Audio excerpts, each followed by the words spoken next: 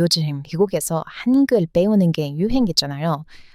그런데 이 트렌드에 예상치 못한 엄청 큰 문제가 생겨서 지금 미국에서 영상들 막 올라오고 난리가 났어요. 그런데 이거에 대해서 제가 한국인 친구한테 말을 해보니까 이거 한국 사람들은 상상도 못한 일이라고 하더라고요.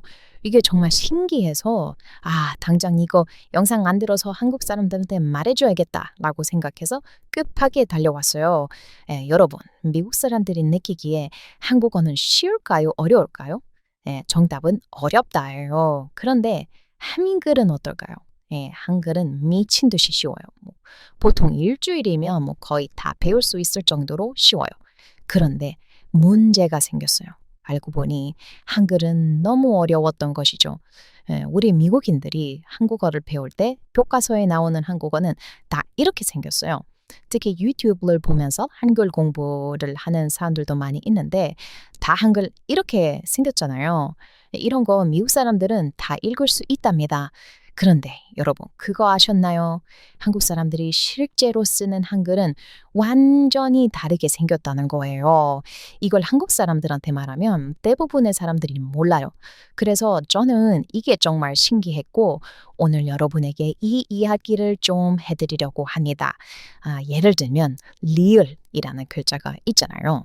그 글자는 교과서에서 이렇게 씁니다. 근데 한국 사람들 이렇게 쓰지 않아요. 두 가지 방식으로 쓰는데요. 한 가지 방식은 이렇게 씁니다. 네. 그런데 이거는 어느 정도 대충 보다 보면 이해할 수가 있어요.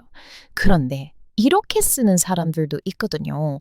이거 도대체 어떻게 리얼이죠? 이거를 보면 한국 사람들이 설명하는 건 이거예요. 리을이 원래 이렇게 쓰는데 펜을 종이에 떼지 않고 쓰다 보니까 이렇게 되고 이걸 좀 빠르게 쓰면 이렇게 되는 거예요. 아니, 리을이 여기서 이렇게 됐어요. 그리고 이렇게 쓰는 사람이 진짜 많이 있어요. 미국인들이 또 어려워하는 글자는 미음이에요. 미음은 그냥 네모예요. 세종대왕님이 네모로 쓰라고 만들어줬는데 이거 한국 사람들은 네모로 쓰지 않습니다. 대부분 이렇게 써요.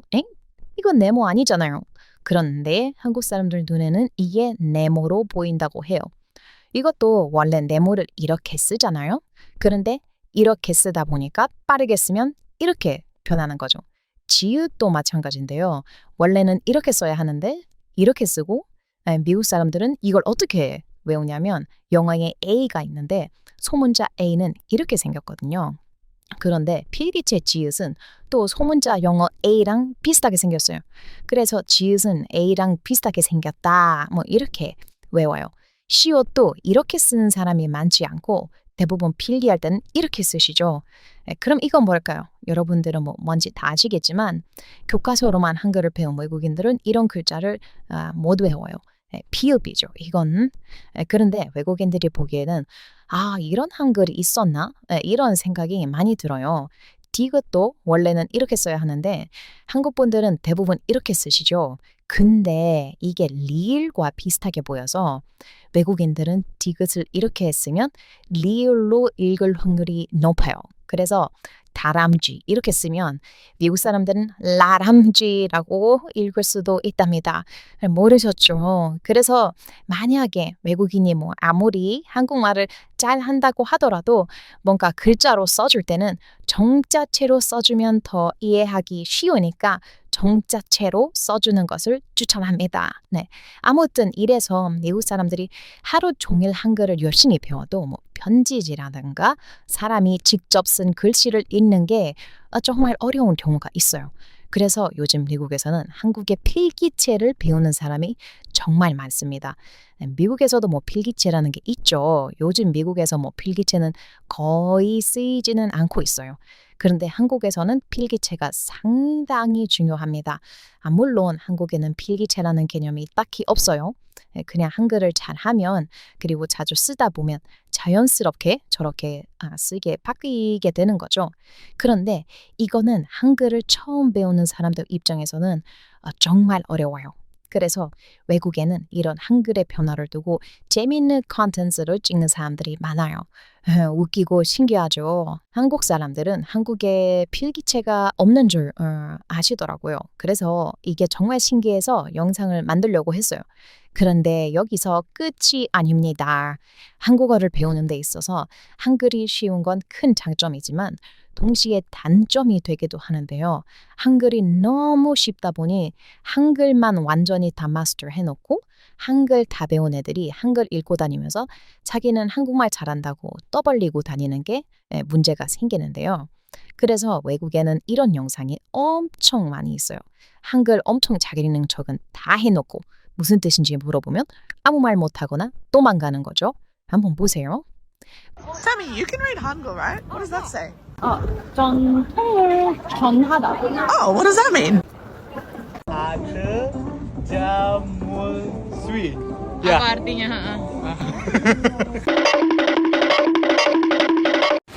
Shar, can you speak Korean? Yeah, I can speak Korean. What does that say? 기차 금지 협착 부탁드립니다. What does that mean? 그런데 이게 정말 과장이 아니라 미국에서도 실제로 많이 벌어지고 있는 일입니다. 글자가 너무 쉽다 보니까 글자만 읽어도 사람들이 그 나라 말을 잘하는 줄 알고 대단하다고 우러러 봐주는데 사실 한글을 잘 읽는다고 해서 한국어를 잘한다는 뜻은 아니에요. 한글은 사실상 전 세계에서 가장 쉬운 문자 중 하나예요. 그래서 한글을 배우는 건 정말 쉽답니다. 그런데 한국어는 또 다른 난이도죠. 어떻게 새로운 언어를 일주일 만에 다 마스터할 수가 있겠어요. 그런데 언어를 배울 때 사람들의 마음은 급하답니다. 네. 그래서 한글만 완전히 다 배워놓고 한국어 잘하는 척하는 사람들이 미국에서 엄청 많아졌어요. 그런데 여러분, 한글이 쉬워서 한국어를 배우기 쉬운 장점도 있어요. 아시아 언어를 배우는 사람들은 꽤 되는데 대표적으로 중국어, 일본어, 한국어가 있죠. 그런데 중국어랑 일본어는 일단 언어를 먼저 배우고 그 뒤에 문자를 배워야 해요. 언어를 배우는 시간보다 문자를 배우는 시간이 더 오래 걸릴 정도로 문자가 정말 어려워요. 만약에 언어를 한 3년 공부를 했다면 5년간은 문자를 계속 외우고 배워야 돼요. 그런데 문자를 잘 모르다 보니 언어를 배우는 데 있어서도 힘든 상황이 많아요. 그래서 일본어와 중국어는 책으로 배울 수가 없어요. 무조건 인터넷 강의를 들어야 하는데 한국어는 상황이 많이 다르죠. 한국어를 3년을 공부했다면 문자는 5년 공부할 필요가 없어요. 그냥 문자 일주일만 공부하고 그 뒤로 그냥 한국어를 공부하면 되는데 문자가 쉽다 보니 교과서로도 한국어를 쉽게 배울 수가 있어요. 이게 정말 큰 장점이라서 한국어 공부가 아시아 언어 중에 제일 쉬운 거예요. 그럼 왜 이렇게 한글은 배우기가 쉬운 걸까요? 미국 사람들이 보기에 한글은 납득이 가능한 모양이에요. 이게 무슨 소리냐면 예를 들면 기역을 보시면 그 같은 소리가 날 것 같이 생겼잖아요. 그리고 니은도 느 같은 소리가 날 것 같이 진짜 생겼어요. 시옷도 스 소리가 날 것 같은데 거기에 선 하나 더하면 스 소리에 살짝 혀가 닿는 소리를 더해서 즈 소리가 나게 되고 여기에 또 점을 하나 더 찍으면 더 강하게 즈 소리가 나는 건데 이런 규칙이 마치 문자를 배우는 느낌이 들지가 않고 수학을 하는 느낌이 들어요. 실제로 세종대왕님은 한글을 만들 때 한국 사람들이 문자를 배우는데 너무 시간이 오래 걸리고 문자가 너무 어렵다 보니까 만들게 되었다고 하셨는데요. 한글의 모양의 이 발음과 비슷해 보이는 이유는 실제로 혀의 모양을 본따서 만들었기 때문이라고 말해요. 기역은 혀의 뿌리가 목구멍을 막는 느낌을 모양을 본딴 거라는데 와 이렇게 보니까 진짜예요. 그 소리가 날 때 진짜 혀가 이렇게 되죠 여러분. 니은 할 때도 혀 끝이 구부러져서 입천장에 닿는 느낌이 나는 거고요.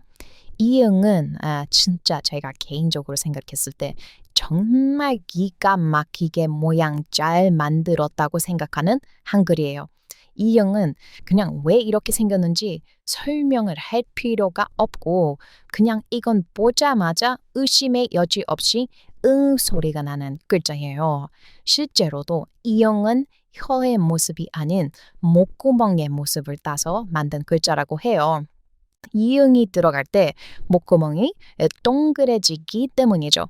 이건 진짜 신기해요. 그리고 아까 제가 한글을 배울 때 언어를 배우는 느낌보다 뭔가 오히려 쉬운 수학을 배우는 느낌이 든다고 했죠.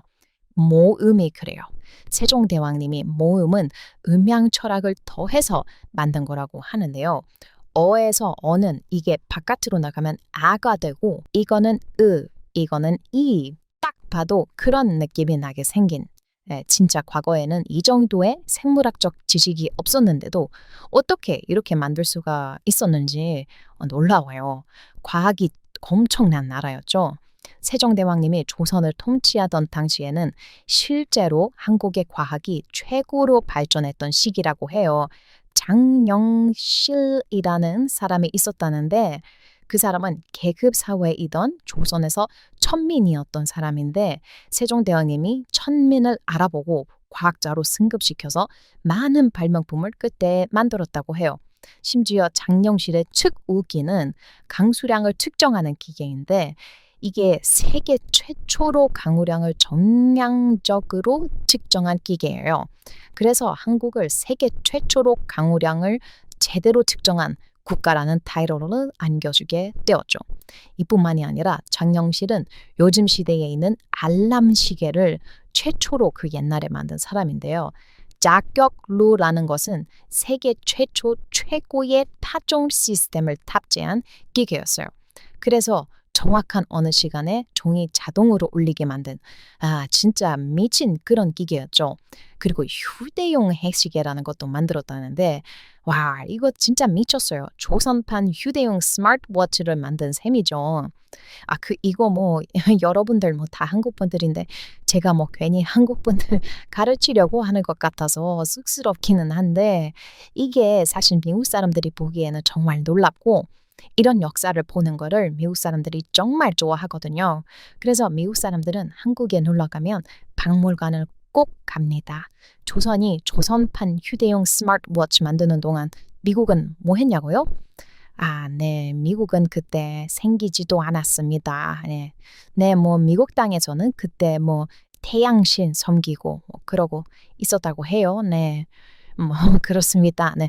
조선은 휴대용 스마트워치 만드는데 미국 본토는 태양신 섬기고 있는 뭐 그런 거죠. 그래서 아무튼 미국 사람들은 이런 과학 역사를 정말 좋아해요. 그리고 미국의 시드 마이어라는 아주 유명한 게임 개발자가 있어요.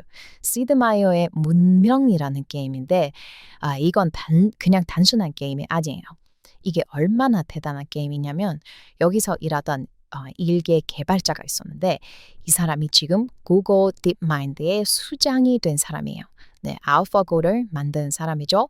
허사비스. 이 사람이 당시 시드마이어와 문명이라는 게임을 만들었는데 문명이라는 게임은 뭐 대충 설명드리면 각 나라를 통치하면서 문명을 발전시키는 그런 게임이에요. 고증이 상당히 뛰어나고 각 나라의 특징을 살렸기 때문에 나라를 처음에 정해서 키울 때 각각의 장단점을 이용해서 게임을 이길 수 있는데요. 여기서 한국을 선택하면 한국의 장점은 과학으로 나옵니다.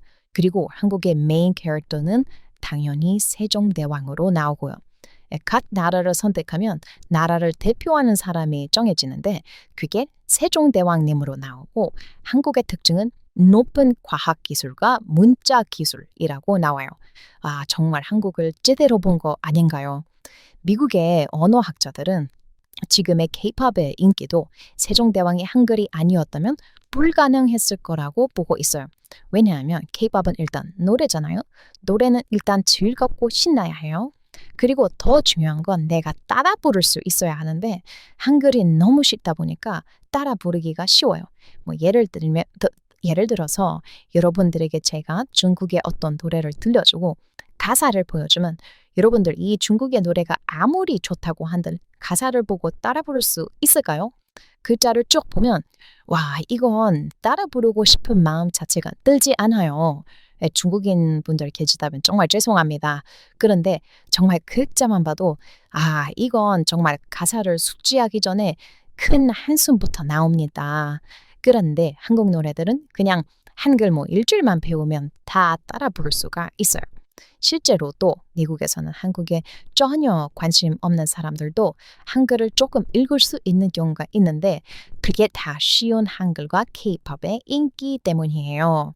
그리고 요즘 한국의 인기는 날이 갈수록 엄청나지고 있는데 점점 한글을 읽을 수 있는 사람이 많아지고 한국어를 잘하는 외국인은 계속 늘어나고 있답니다. 제가 최근에 슬픈 뉴스를 봤어요. 한국의 인구 절벽이 위험하다고 하더라고요. 사실 한국의 인구 절벽은 위험해 보일 수도 있기는 한데 저는 그게 딱히 위험하다고 보지는 않고 있어요. 인구가 적어지더라도 한국의 컨텐츠 하나하나의 힘이 점점 더 커지고 있거든요. 뭐 인구도 중요할 수는 있지만 21세기에서 더 중요한 건 컨텐츠예요. 그리고 한국의 컨텐츠는 전 세계에서 소비하고 있기 때문에 한국은 더 좋은 나라로 발전할 여지가 충분히 있다고 생각합니다. 그래도 만약 인구가 부족해서 그게 뭐 정말 큰 문제가 된다면 아니 솔직히 여러분 한국에 가서 살고 싶어하는 외국인 전 세계에 얼마나 많아요. 전 세계에서 한국 살고 싶은 사람들 다 받아주면 한국 인구 단번에 1억 명이 넘어갈 거예요. 그러니까 인구 걱정은 할 필요가 없어요. 물론 뭐 무분별하게 외국인 다 받아주면 안 됩니다. 네. 제3세계에 사시는 분들에게는 정말 죄송한 이야기이지만 외국인을 받을 때는 선진국 분들을 많이 받는 게 좋아요. 물론 뭐 제3세계에서도 교육을 잘 받거나 뭐 좋은 분들이 있다면 한국에 받아들여도 되는데 요즘 유럽이나 미국을 보세요. 문제가 참 많아요. 한국이 위기라고 하는데 다른 나라들 보면 한국이 뭐 딱히 그렇게 큰 위기로 보이지 않아요. 오히려 더 세상에 많은 영향을 끼치고 있고 전 세계가 한국을 좋아하고 있는 이 상황을 보면 문맹률이 심해서 한글을 만들었던 세종대왕님처럼 좋은 지혜를 가지고 나라를 이끌어간다면 한국은 정말 어떤 위기든 극복할 수 있는 나라가 될 거라고 저는 믿어 의심하지 않습니다. 네, 오늘 영상 재밌게 보셨다면 좋아요 한 번만 눌러주세요. 그리고 여러분 댓글 정말 잘 달아주시는데 저 답글 달지 않더라도 꼭 다 읽어보니까 댓글도 꼭 달아주세요. 네, 오늘도 제 영상 봐주셔서 정말 감사해요. 혹시 뭐 궁금하시거나 보고 싶으신 컨텐츠 있다면 이야기해 주시면 영상으로 만들도록 하겠습니다. 여러분 그럼 좋은 하루 보내세요. 미국에서 온 침 샤워트